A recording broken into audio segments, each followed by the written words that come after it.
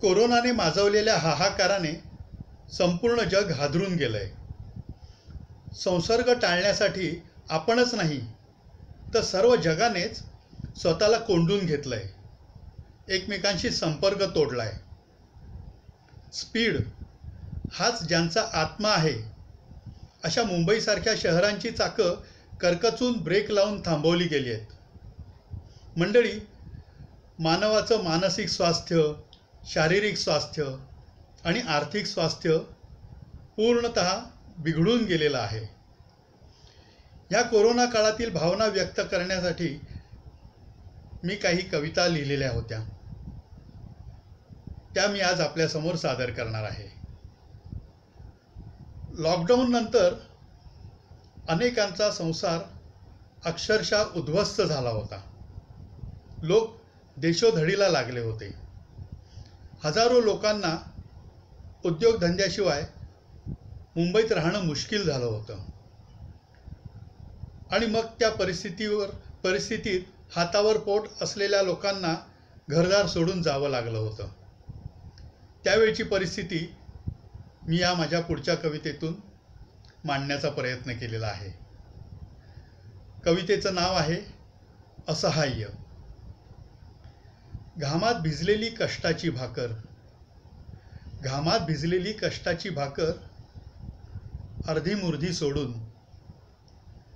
घामात भिजलेली कष्टाची भाकर अर्धी मुर्धी सोडून तो आता परत गेलाय। सोबत घेऊन गेलाय तळपायांना पडलेल्या भेगा,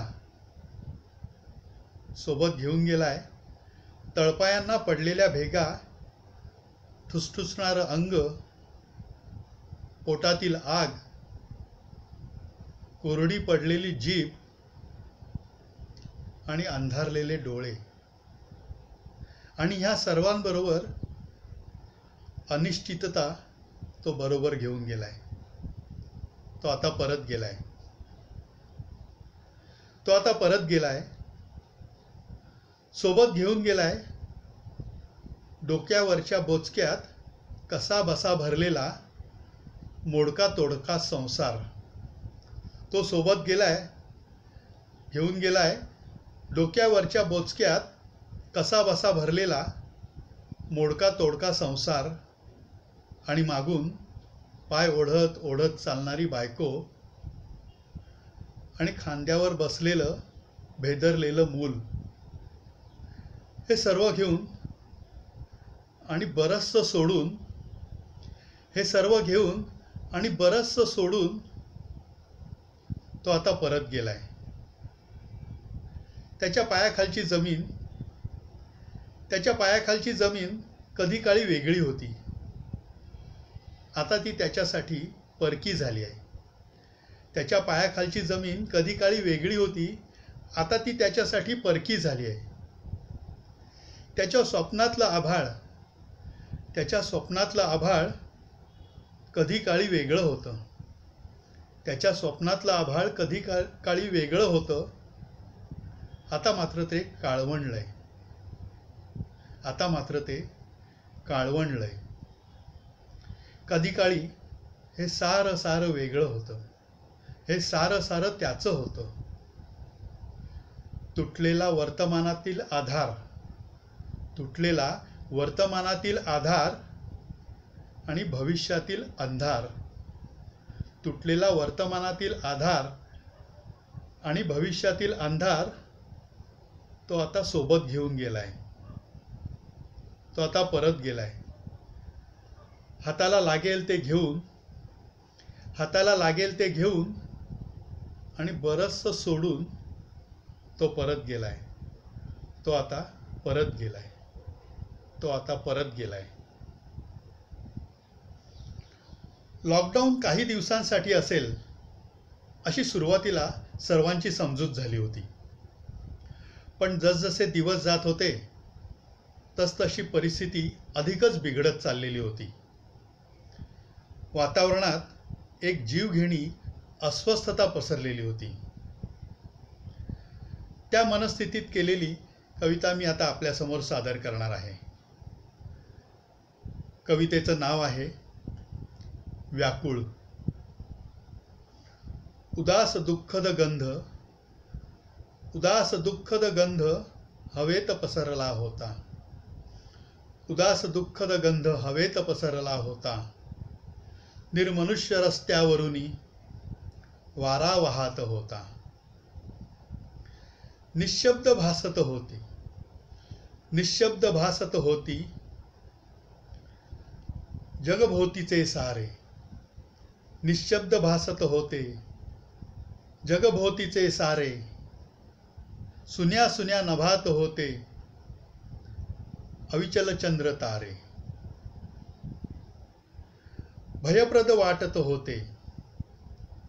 भयप्रद वाटत होती झाडांवरील पाने. भयप्रद वाटत होती झाडांवरील पाने. मनास ऐकू येई अदृश्य भयाचे गाणे. मनास ऐकू येई अदृश्य भयाचे गाणे. ऐकू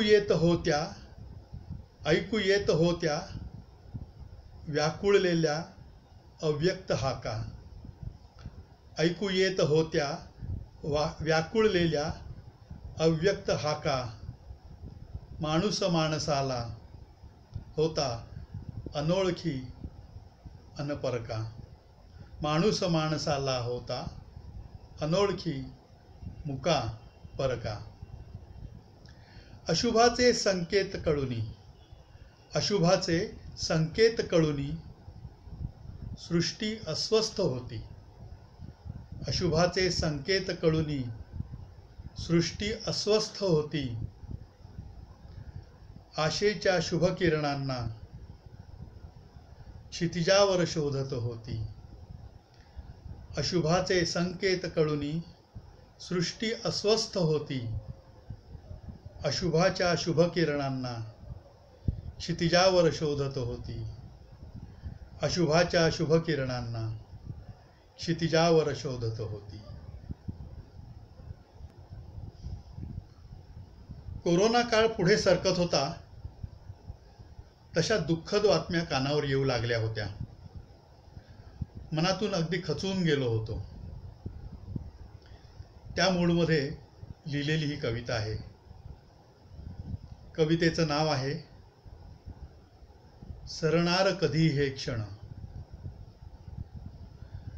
सरणार कधी हे क्षण यातनांचे. सरणार कधी हे क्षण यातनांचे. कुठवर किती सहायचे. सरणार कधी हे क्षण यातनांचे. कुठवर किती सहायचे.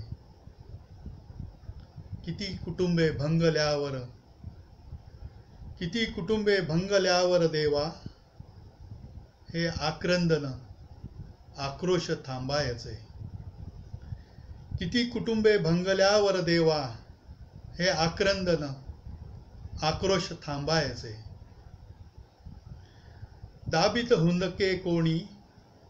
दाबित हुंदके कोणी कुठवर.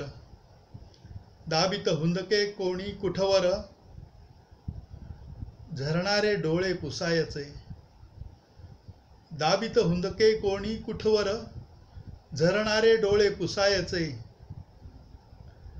जवळी कोणा कसे घ्यायचे. जवळी कोणा कसे घ्यायचे.